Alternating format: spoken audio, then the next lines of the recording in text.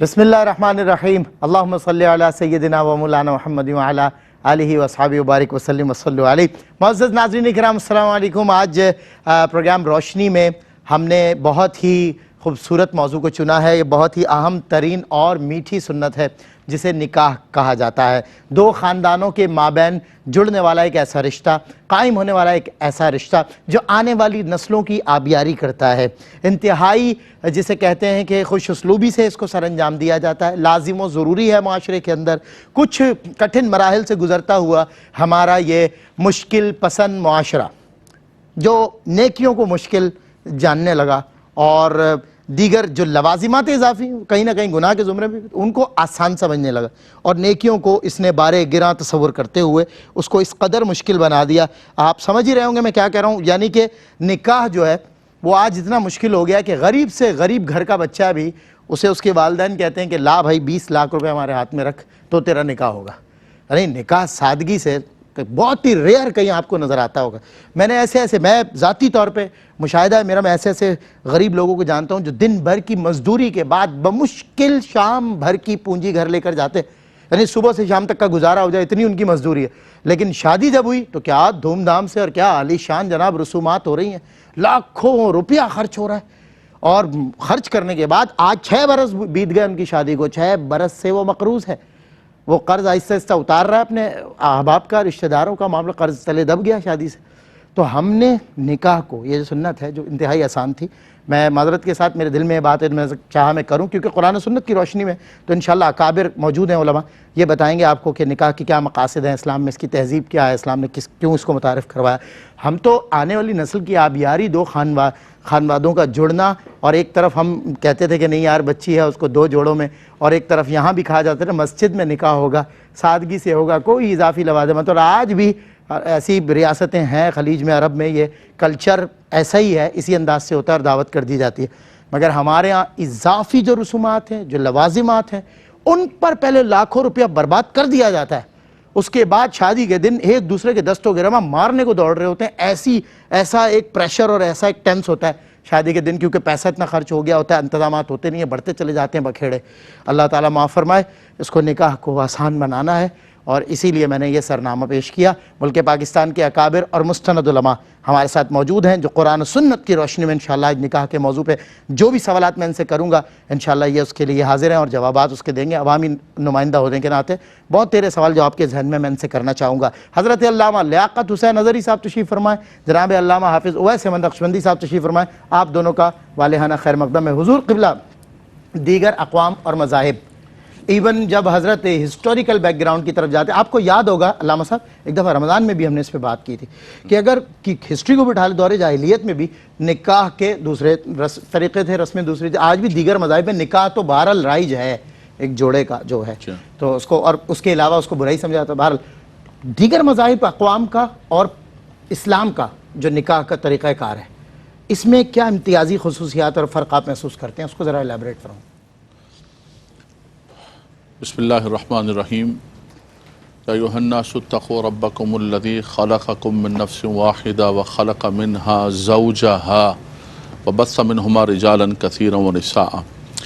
بالکل سلمان بھائی، جیسا آپ نے کہا ہے کہ جب سے انسان پیدا ہوا ہے اور آدمیت و بشریت و انسانیت کا یہ سلسلہ آدم علیہ السلام سے چلا ہے، تو دنیا کے اندر جو پہلا قائم ہونے والا رشتہ ہے وہ میاں بیوی کا رشتہ ہے۔ بالکل ایسا ہی۔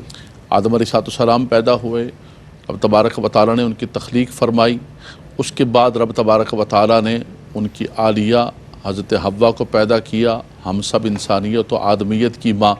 تو یہ پہلا جوڑا ہے، یہ پہلا رشتہ ہے جو دنیا کے اندر، بہن بھائی کا رشتہ، ماں باپ کا رشتہ، سارے رشتے بعد میں بنے، پہلا جو رشتہ بنا ہے وہ میاں بیوی کا بنا ہے۔ اللہ اکبر۔ وَبَثَّ مِنْهُمَا رِجَالًا كَثِيرًا وَنِسَاءً، پھر ساری انسانیت اس سے آگے جو ہے وہ چلتی ہے۔ پہلا رشتہ، پہلا رشتہ، تو یہ بڑا مقدس رشتہ ہے۔ اچھی بات۔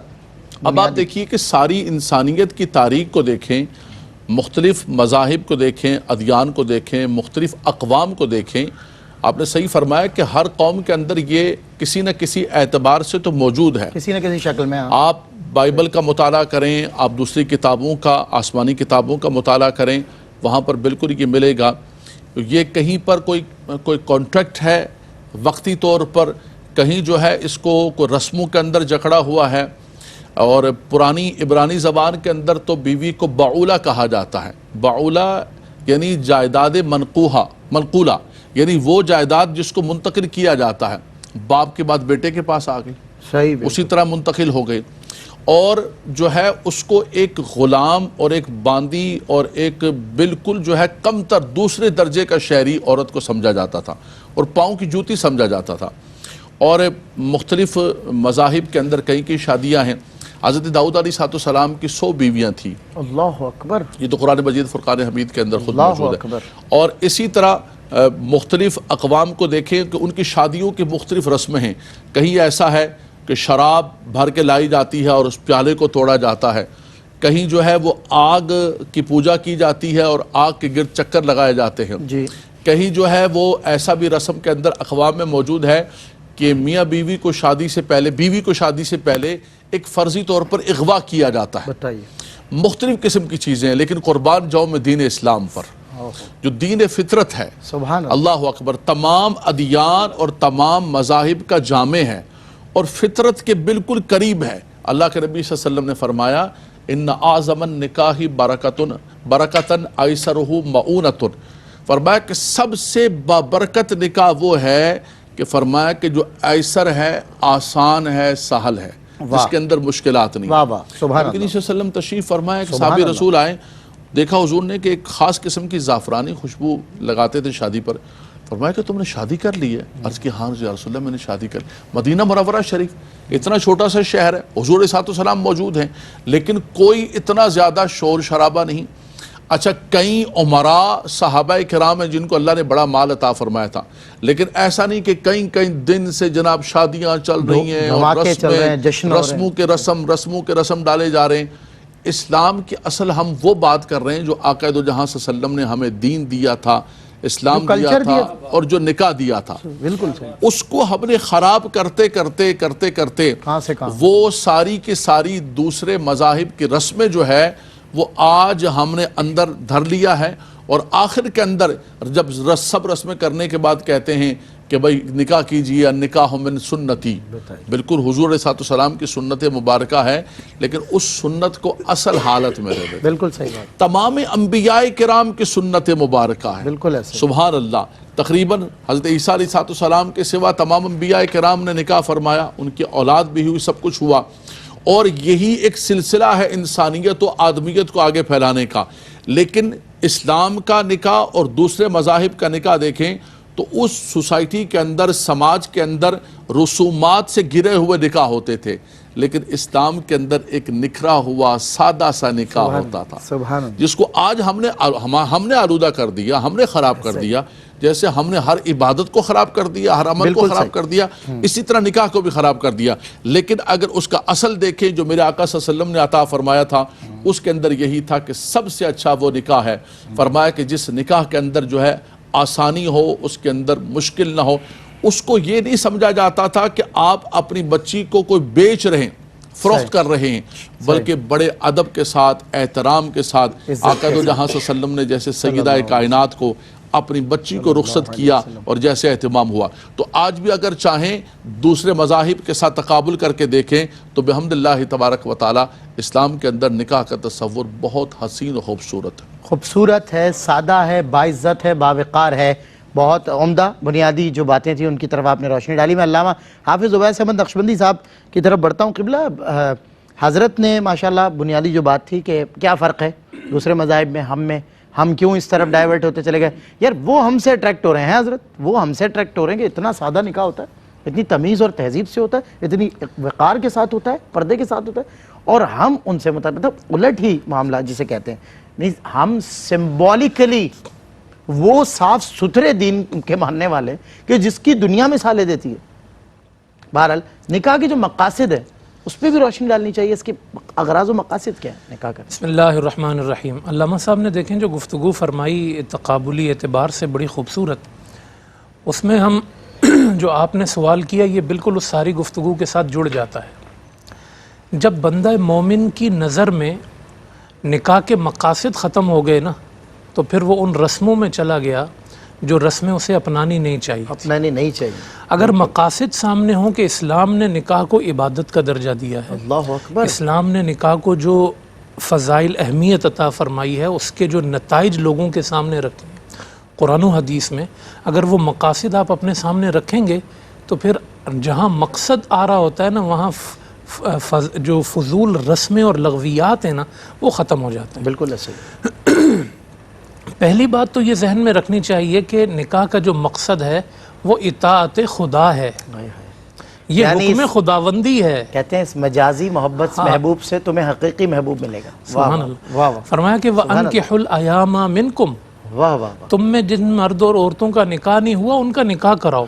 وَالصَّالِحِينَ مِنْ عِبَادِكُمْ وَإِمَائِكُمْ, حتیٰ کہ جو تمہارے غلام ہیں, جو لونڈیاں تھیں, مرد تھے غلام, ان کے بھی نکاح کراؤ. تو اللہ پاک نے نکاح کرانے کا حکم دیا ہے. اللہ اکبر. اللہ. میں حضرت ایک وقفہ میں بڑی معذرت چاہتا ہوں, بہت آپ نے خوبصورتی سے آغاز کیا. بالکل اچھی بات آپ کی. جو رسول اللہ کے پاس ایک شخص کی شکایت آئی کہ وہ نکاح نہیں کرتا ہے یا رسول اللہ صلی اللہ علیہ وسلم, حضور نے فرمایا وہ نکاح نہیں کرتا تو کرتا کیا ہے. اللہ اکبر. تو ان لوگوں کے لیے کہ جو اس کو مشکل بناتے, نہیں کرتے یا نہیں کرنے دیتے, اللہ تعالیٰ ہدایت عطا فرمائے. وقفے کے بعد ہوتی ہے ملاقات. جی ویلکم بیک ناظرین, خیر مقدم. ایک مرتبہ پھر آپ کا پروگرام روشنی میں. موضوع ہے نکاح. اس کے اغراض و مقاصد کیا ہیں حضرت فرما رہے تھے. جی تو ایک مقصد تو ہو گیا اطاعت خداوندی. اب آپ مجھے بتاؤ سلمان گل کہ اگر آپ خدا کی اطاعت سمجھ کے نکاح کرو گے تو اس میں یہ ڈول ڈمکے ہوں گے, پٹاخے ہوں گے. اللہ اکبر. کیا آپ نے مثال دے دی. خدا کی اطاعت ہے نا, اس کے مقصد پہ نظر رکھو. نمبر 2, یہ حضور صلی اللہ علیہ وسلم کی سنت کی تکمیل ہے. النکاح من سنتی. سبحان اللہ. فمن رغب عن سنتی فلیس منی. آپ نے فرمایا, اور یہ حدیث یوں بھی تکمیل ہوتی ہے, فمن لم یعمل بسنتی فلیس منی. نکاح میری سنت ہے, مجھ مصطفیٰ کا طریقہ ہے. ہائے ہائے ہائے ہائے. جب آپ نکاح کر رہے ہوں تو طریقہ نکاح کو کیوں اہمیت دیں, یہ طریقہ مصطفیٰ ہے صلی اللہ علیہ وسلم. تیسرا مقصد جو ہے وہ نکاح کا پاک دامنی کا حصول ہے. کتنے گناہوں سے پاک دامنی کا حصول ہے. آپ صلی اللہ علیہ وسلم نے فرمایا کہ من استطاع منکم الباءۃ فلیتزوج فإنہ اغض للبصر واحسن للفرج. سبحان اللہ. کہ تم میں سے جو نکاح کی طاقت رکھتا ہے وہ نکاح کرے. کیوں؟ یہ نگاہیں جھکا دیتا ہے, کردار پاک کر دیتا ہے. واہ واہ واہ, بہت خوب. یہ جو نکاح ہے اس کا ایک مقصد نسل انسانی کی بقا ہے. وَمِنْ آيَاتِهِ أَنْ خَلَقَكُم مِّن تُرَابٍ ثُمَّ إِذَا أَنْتُمْ بَشَرٌ تَنْتَشِرُونَ. یہ اللہ کی نشانیوں میں سے ہے کہ اس نے تمہیں مٹی سے بنایا اور پھر ایک ایسا بشر بنایا کہ تم پھیلتے چلے گئے. تو یہ جو پھیلنا ہے یہ نکاح کے ذریعے ہوتا ہے, جس سے نسل انسانی کو بقا حاصل ہوتی ہے. اسی طرح نکاح کا جو ایک مقصد ہے وہ نسب کی حفاظت ہے. صحیح. جو جانوروں اور انسانوں کا بنیادی فرق ہے. ایک پلے کو یہ نہیں پتا ہوتا کہ وہ کس کتے کا بیٹا ہے. بالکل ایسے. مگر ایک انسان کو جب یہ معلوم ہو نا کہ یہ میرا باپ ہے, تو اس کو معاشرتی سطح پر, سماجی سطح پر شیلٹر بھی محفوظ ہوتا ہے, تحفظ بھی محفوظ ہوتا ہے, اور نفسیاتی اعتبار سے, قانونی اعتبار سے بچہ پرسکون ہو جاتا ہے. تو یہ نسب کی حفاظت ہے. اور جن معاشروں کے اندر نکاح نہیں ہے, بدکاری ہے, وہاں پر نسب کا تحفظ نہیں ہے. نسب ہی نہیں, کسی کو پتہ ہی نہیں ہے, نہ ان بچوں کو کوئی تحفظ دینے والا, نہ ان بچوں کے سر پہ کوئی ہاتھ رکھنے والا. کتنا بڑا مقصد اللہ نے اس نکاح کے ذریعے پورا کیا. نکاح کا ایک مقصد, جس طرح اللہ نے انسان کو بنایا ہے, بیماریوں سے حفاظت ہے, اور سائنس اس کو مکمل طور پہ تسلیم کر چکی ہے. بلکہ امریکہ کے کئی ہاسپٹلز اور یونیورسٹیوں میں یہ تحقیق موجود ہے, جو مینٹل ہاسپٹل ہے نا, کہا اس میں اگر 4 لوگ آ رہے ہیں نا تو اس میں 3 غیر شادی شدہ ہوتے ہیں, 1 شادی شدہ. اللہ اکبر. یعنی جو شادی ہے یہ انسان کو پاگل پن سے بچاتی ہے, پریشانی سے بچاتی ہے, ڈپریشن سے بچاتی ہے, اور نہ جانے جسمانی کتنی بیماریاں ہیں کہ جس سے انسان جو ہے وہ محفوظ رہتا ہے. اچھا حضرت, میں یہاں پہ انٹرپٹ کر کے آپ سے پوچھنا چاہوں گا, لوگ تو یہاں آن دی ادر ہینڈ معاشرے ظاہر ہے وہ خرابیاں, وہ اضافی لوازمات, وہ گناہ, وہ سب کچھ شامل ہوئے تھے, آمیزش اور بھی بہت سارے حرام حلال کا فرق نہیں رہتا بہت چیزوں میں. تو پھر یہ کہا جاتا ہے کہ جی شادی سکون کے لیے کی تھی, ہمارا تو سکون ہی برباد ہو گیا. یہ بھی اس پر میں آ رہا ہوں. جی جی. آخری اس میں مقاصد بہت ہیں, لیکن بات میں ٹائم پورا ہو گیا. آخری بات کروں کہ نکاح کا ایک مقصد ہے آپس کی محبت, صحیح, آپس کی مودت, رشتوں کا احترام, سورہ روم میں فرمایا وَمِنْ آیَاتِهِ أَنْ خَلَقَ لَكُم مِّنْ أَنفُسِكُمْ أَزْوَاجًا۔ پہلی تو اہم بات یہ اس آیت میں کہ اللہ کہتا ہے میری بڑی نشانیوں میں سے ایک نشانی یہ ہے کہ میں نے تمہیں بیوی عطا کی ہے۔ علامہ صاحب فرما رہے تھے نا کہ یہ سب سے پہلا رشتہ ہے، تو سلمان بھائی یہ سب سے پہلا رشتہ بھی ہے اور سب سے آخری رشتہ بھی۔ اللہ جنت میں بھی تو جوڑی بنیں گے نا علامہ صاحب، واہ واہ واہ، میاں بیوی کی صورت میں سب اکٹھے ہو جائیں گے، یہ اول و آخر رشتہ ہے۔ اللہ اکبر۔ تو اس کو اللہ نے سکون کے لیے بنایا، فرمایا وَجَعَلَ بَيْنَكُمْ مَوَدَّةً وَرَحْمَةً، اس رشتے کو ہم نے مودت بنا دیا ہے، رحمت بنا دیا ہے۔ تو یہ سوال پیدا ہوتا ہے کہ نکاح کرنے کے بعد کیوں لڑائیاں ہوتی ہیں، آپس میں کیوں غلط فہمیاں پیدا ہوتی ہیں، وہ آپ کے اندر جو ہے وہ ٹہراؤ کیوں نہیں آتا، وہ آپ کے اندر جو ہے ایک دوسرے کو سمجھنے کی صلاحیت کیوں نہیں آتی، ایک دوسرے کو معاف کرنے کا جذبہ کیوں نہیں پیدا ہوتا۔ مقصد نکاح یہ ہے کہ وَجَعَلَ بَيْنَكُمْ مَوَدَّةً وَرَحْمَةً، صرف میاں بیوی کے درمیان نہیں، دو خاندانوں کے درمیان بھی مودت اور رحمت پیدا ہوتی ہے۔ اور اس جملے پہ بات پوری کروں، میں نے قبول کیا ہائے ہائے ہائے، تو تیری خوشیوں سمیت، تیرے غموں سمیت، تیرے عیبوں سمیت، تیرے دکھوں سمیت، تیرے سکھوں واہ سمیت، واہ واہ، تیری مشکلوں سمیت، تیری آسانیوں سمیت۔ یہ جملہ چھوٹا نہیں ہے، اللہ اکبر، میں نے قبول کیا تو بھرپور قبول کیا، اللہ یہ اکبر، مقصد نکاح ہے۔ اللہ اکبر، بہت خوب۔ چلو پھر آج ہم تم سے نکاح عشق کرتے ہیں، مجھے تم سے محبت ہے، محبت ہے، محبت ہے۔ سبحان اللہ۔ اللہ تعالیٰ آپ کو خوش رکھے۔ بہت خوبصورت ماشاءاللہ کلام کیا، اور مجھے یہ شعر بھی یاد آ گیا۔ حضرت قرآن سے شادی کے حوالے سے ایک بات سننے میں آتی ہے، کہا جاتا ہے، کچھ لوگ کہتے ہیں کہ یار یہ تو شدید جہالت ہے، کچھ لوگ اسے جناب وہ نہیں کرواتے بھائی بچی کی شادی، اس کی قرآن سے ہو گئی تھی، کیا فرمائیں گے اس حوالے سے؟ جی بسم اللہ الرحمن الرحیم۔ دیکھیں قرآن مجید فرقان حمید کے اندر نکاح کا ذکر تو موجود ہے، جیسے علامہ صاحب نے ماشاءاللہ بھرپور آیات طیبات پڑھی ہیں، مدرس قرآن ہیں، لیکن قرآن سے شادی کرانا اصل میں یہ ایک ایسی غلط قسم کی رسم چل پڑی ہے، اور اس کے جو پس پردہ بڑے غلط قسم کے حقائق ہیں اور بڑے غلط قسم کے عزائم ہیں۔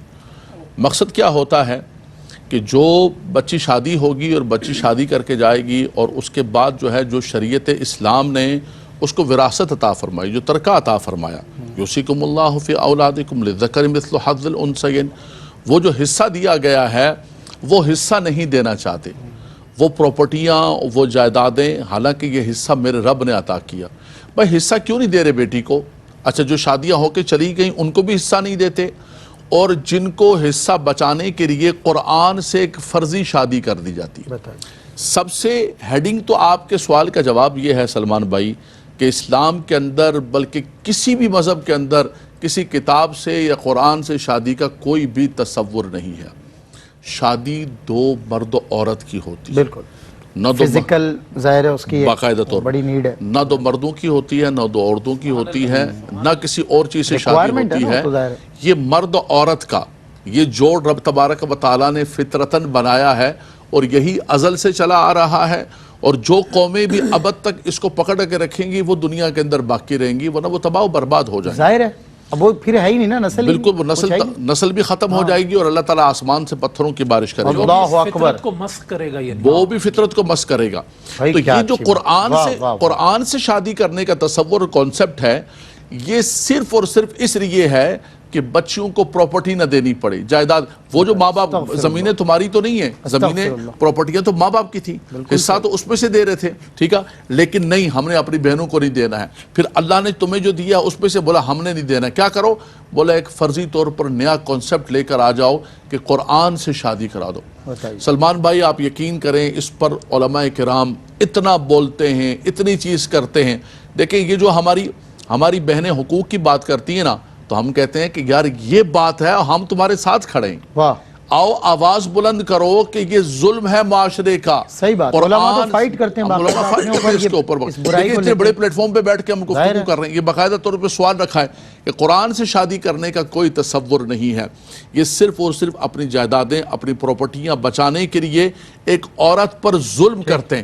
اللہ نے عورت کے اندر جو شہوات رکھی ہیں، مرد کے اندر جو شہوات رکھی ہیں، اور جو علامہ صاحب نے ذکر کیا گیا کہ اللہ کی نشانیوں میں سے نشانی ہے، اور فطری سکون تقاضے کا بھی تو ذریعہ، نا حضرت، من آیاتی خلق لکم من من انفسکم ازواجا لتسکنوا الیہا. جی وہ جو سکون ملتا ہے وہ کسی اور چیز سے نہیں مل سکتا. کہ رب تبارک و تعالیٰ نے باقاعدہ رکھا ہوا ہے, اس کے خلاف کوئی بھی طریقہ کار اختیار کیا جائے گا وہ تباہی اور بربادی کا ہوگا. اس پلیٹ فارم کے اوپر ہم اس کا رد بلیغ کرتے ہیں کہ قرآن سے شادی کوئی بھی چیز نہیں ہے اسلام کے اندر, دین کے اندر, کسی بھی تصور کے اندر. علامہ صاحب اس کے ساتھ یہ بھی جوڑے نا کہ یہ وراثت کی آپ نے اتنی پیاری بات کی کہ یہ جو بہنوں سے وراثتیں معاف کرواتے ہیں. اللہ یہ تو بالکل مستقل جب سوال کرے کچھ نہ کچھ دے کے چپ کرا دے. بالکل مستقل موضوع ہے. ان سے کہا جاتا ہے کہ بھئی بچیوں کو, بہنوں کو وراثت دو.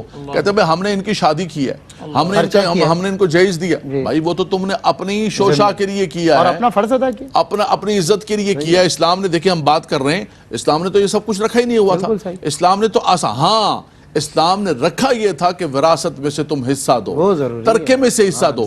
وہ دینے کے لیے تیار نہیں, اپنی عزت کے لیے تم نے یہ ساری کی ساری رسموں کو داخل کر لیا.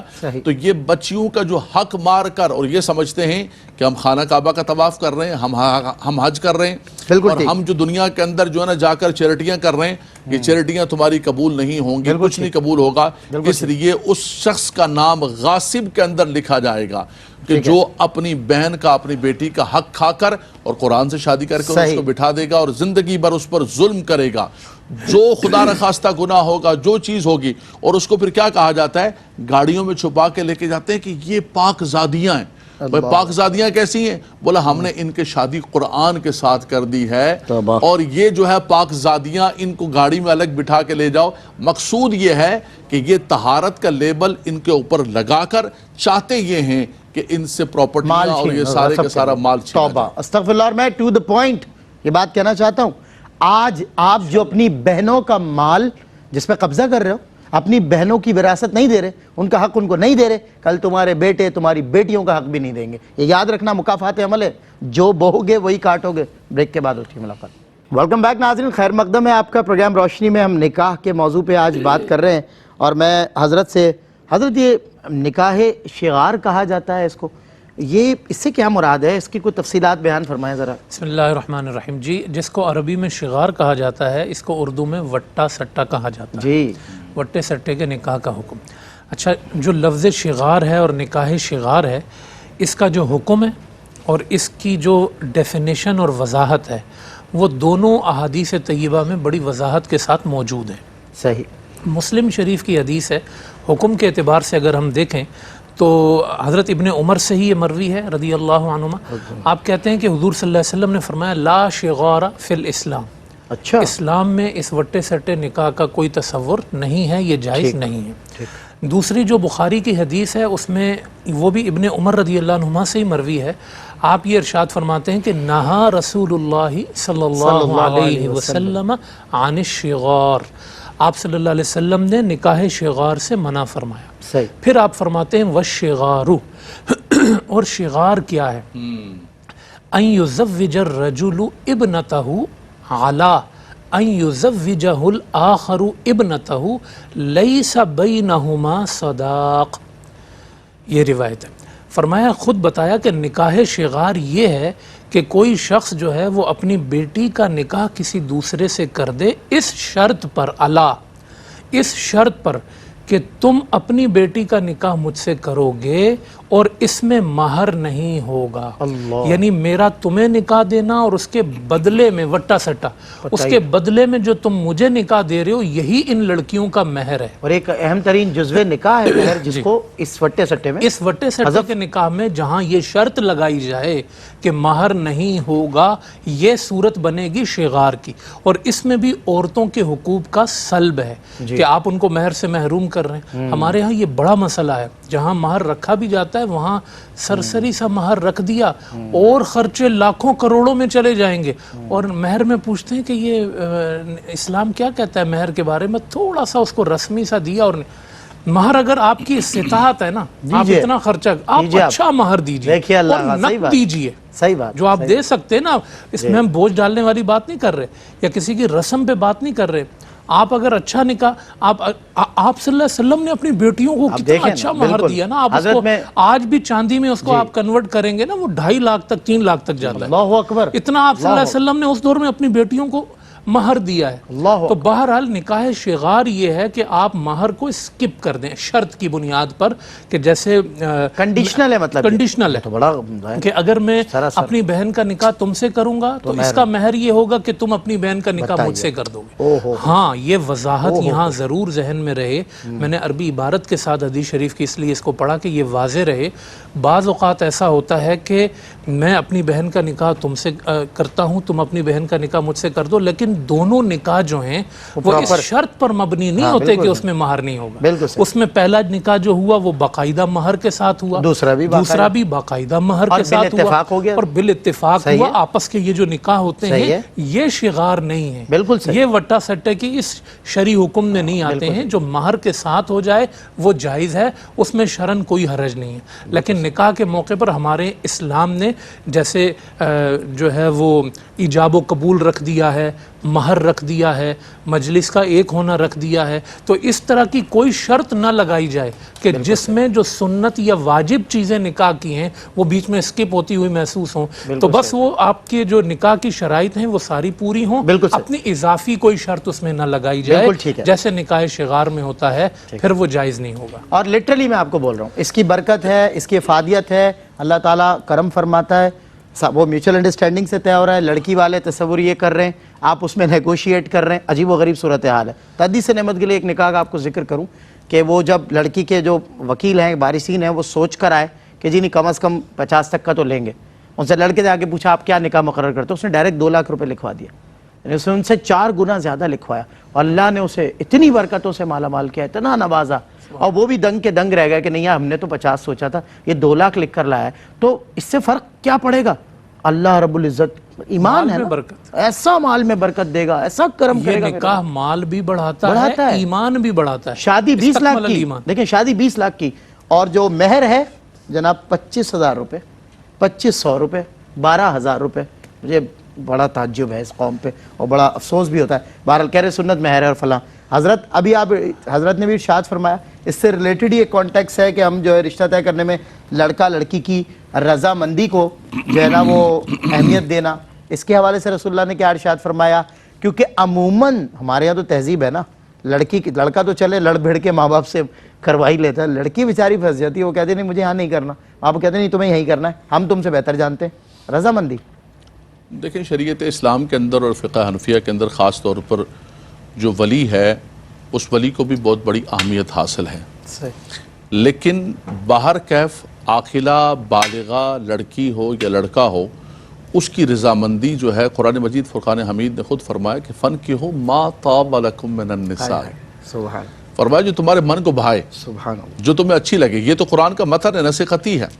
تو اس کو اہمیت دی ہے. لیکن دیکھیں دونوں چیزیں بیلنس کرنی پڑے گی. ہمارے ہاں سوسائٹی کے اندر جو ہے ایک طبقہ تو وہ ہے جو بالکل لڑکیوں کو کوئی اہمیت ہی نہیں دیتا اور ان سے پوچھتا نہیں, ان کی رضا, ان کی خوشنودی, ان کی پسند نہ پسند. کہتے نہیں تمہارا کیا مقصد پسند نہ پسند کا, ہم ہیں نا پسند نہ پسند کرنے والے. یہ بھی ایک انتہا ہے. دوسری انتہا یہ ہے کہ ہماری لڑکیاں اور لڑکے جو ہیں وہ روڈ پر چلتے ہوئے کوئی چمکتی ہوئی چیز نظر آئی تو سمجھے کہ یہ سونا ہے. بالکل. تو ماں باپ اپنے بچوں کے لیے کبھی غلط نہیں, پیدا کرنے والے پالنے والوں کو بھول گئے, یہی ہے بس کہ نہیں یہ جو ہے سونا ہے اور یہ میں نے پسند کی ہے اس لیے یہ اچھی ہے, یہ میں نے پسند کیا لڑکا اس لیے یہ اچھا ہے. تو چلتے چلتے سر راہ جو ہے نا کوئی مل گیا, اس کو پکڑ لیا اور پکڑ کے کہا کہ یہ سب سے اچھا ہے. اور اللہ تبارک و تعالیٰ محفوظ فرمائے اس کے اندر 99% جو ہوتا ہے کچھ بھی ہے. دیکھیں دنیا کے اندر ایک ماں باپ ہوتے ہیں, ہر آدمی اپنے آپ کو چاہتا ہے کہ میں کامیاب ہوں, لیکن ماں باپ کہتے ہیں میری اولاد کامیاب ہو گیا. کیا اچھی بات, مجھے دکھ ملے, مجھے تکلیف ملے, حاصل پروگرام بات میں جو ہے اپنی تکلیف اپنے سکون کو برباد کر کے اپنے بچوں کو خوش دیکھنا چاہتا ہوں. کم از کم یہ بلیف تو رکھو. آپ کسی آدمی کو بولے نا کہ یار سلمان تم بھی خوبصورت ہو, یار تم بھی خوبصورت ہو, لیکن تیرا بیٹا تو تیرے سے زیادہ خوبصورت ہے. اچھا دنیا کے کسی آدمی کا تقابل بولیں گے تو سلمان ناراض ہو جائے گا, بھائی کیا ہو گیا بھائی, کیا ہو گیا. لیکن بچے کی ہوگی تو لگے گا کہ یار کیا بات ہے. تو ماں باپ تمہیں کامیاب دیکھنا چاہتے ہیں, ماں باپ تمہیں آگے دیکھنا چاہتے ہیں, اس لیے اتنی مہربانی فرما دے کہ اس کو ایک بیلنس کر لیں. بہت اچھی بات. وہاں جہاں بچیوں کو بالکل وہ نہیں پوچھا جاتا وہاں پر بھی بچیوں کی رضا لی جائے, اور جو بالکل آوارگی کی طرف لڑکی اور لڑکے نکل پڑیں, اس نے بھی ہمارے معاشرے کو تباہ و برباد کر دیا.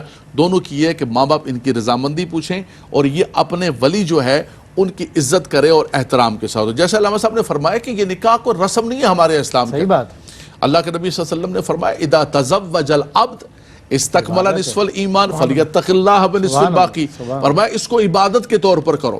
فرمایا جب بندہ نکاح کرتا ہے تو فرمایا آدھا ایمان اس کا مکمل ہو جاتا ہے, بقیہ آدھے ایمان کے لیے وہ اللہ تعالیٰ سے ڈرتا رہے. پھر اللہ کے نبی صلی اللہ علیہ وسلم نے فرمایا تنکح المرأة لاربعین لمالها ولجمالها ولحسبها ولدینها. فرمایا کہ دنیا کے اندر جو پسند کی جاتی ہے کس بنیاد پر؟ بھائی خوبصورت ہے بہت زیادہ, ابھی مالدار گھرانہ ہے بہت زیادہ, حسب نسب بہت اچھا ہے. فرمایا یہ ساری چیزیں اللہ کی نعمت ہیں, لیکن فرمایا تم دینداری کو مقدم رکھو, اللہ تعالیٰ تمہیں برکتیں عطا فرمائے گا. فرمایا کہ ساری دنیا الدنیا کلھا متاع وخیر متاع الدنیا المرأة الصالحہ.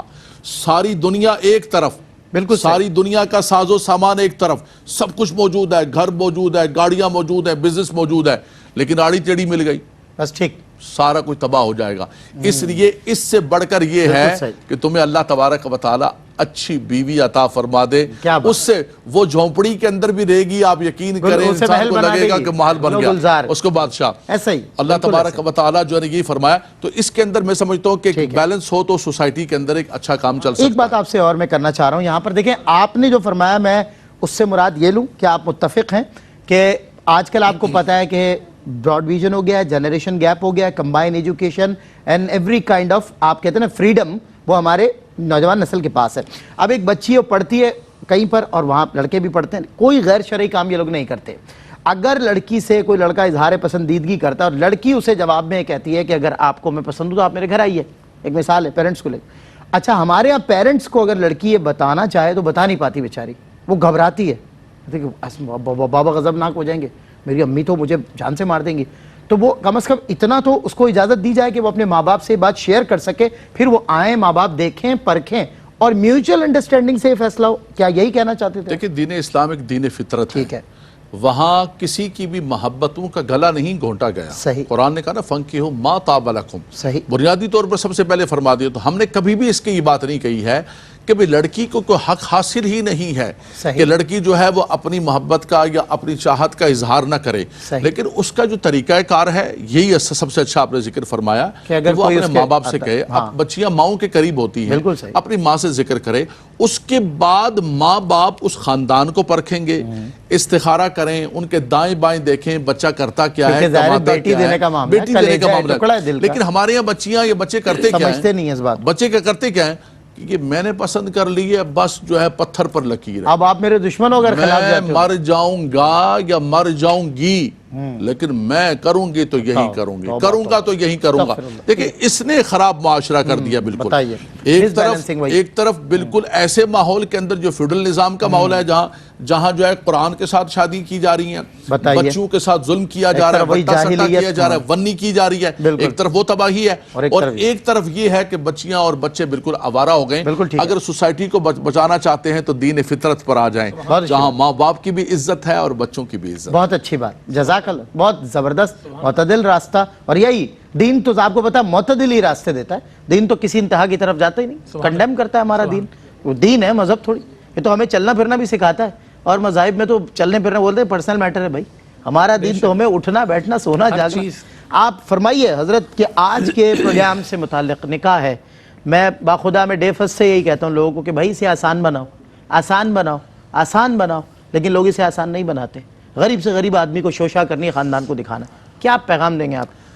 اس موضوع پر بڑی تفصیل سے الحمدللہ بات ہوئی بھی, اور ہمارے سننے والوں تک یہ بہت اچھا پیغام پہنچا بھی, اور اس کو سنت کے دائرے میں کریں گے تو سنت میں برکت ہے, بدعت میں نحوست ہے. بالکل ہماری بنائی ہوئی رسموں میں نحوست ہے, اور اس کا اثر ازدواجی زندگی پر پڑتا ہے. ایک جملہ میں اس پروگرام کے پیغام کے حوالے سے عرض کروں گا کہ جو شادی ہو گئی, نکاح ہو گیا, جو میاں بیوی کا رشتہ ہے اس کی جو ڈیپنس اور گہرائی ہے, اس میں جو محبت کا ایک تعلق ہے, اس کو قرآن نے اتنے خوبصورت انداز میں بیان کیا ہے کہ ہن لباس لکم وانتم لباس لہن. مرد جو ہے نا وہ عورت کا لباس ہے اور عورت مرد کا لباس ہے. یعنی قرآن نے میاں بیوی کے رشتے کو کتنا قریب کر دیا ہے کہ ہم سے سب سے زیادہ قریب ہمارا لباس ہوتا ہے.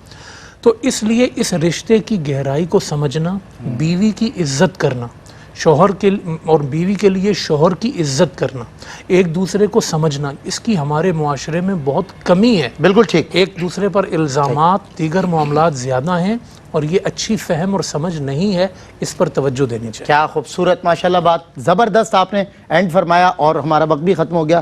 دونوں حضرات سے میں بہت بہت شکریہ کے ساتھ اجازت لیتا ہوں. ناظرین اکرام آج کے لیے بس اتنا ہی. بس یہی بات ہے کہ نکاح کو جس طرح حضرات علماء نے فرمایا ہے اس پر ہم نے عمل بھی کرنا ہے، اس کو آگے بھی بڑھانا ہے، نکاح کو آسان بھی بنانا ہے، نکاح کو مشکل نہیں بنانا. نکاح کو عام کیجئے، عبادت سمجھ کے کیجئے. چلتے ہوئے راستے میں ایک شخص نے کہا، جب وہ کسی عورت کو دیکھ رہا تھا، اس کی عورت کو، تو اس نے کہا کہ پھر کہتے ہو قسمت ہماری طرف توجہ نہیں دیتی، تم اپنی عورتوں پر توجہ نہیں دیتے. اپنی عورتوں پر توجہ دو، اسے عبادت سمجھو، اللہ تم پہ کرم کرے گا. انشاءاللہ پھر ہوگی آپ سے ملاقات، تب تک کے لیے السلام علیکم ورحمۃ اللہ وبرکاتہ.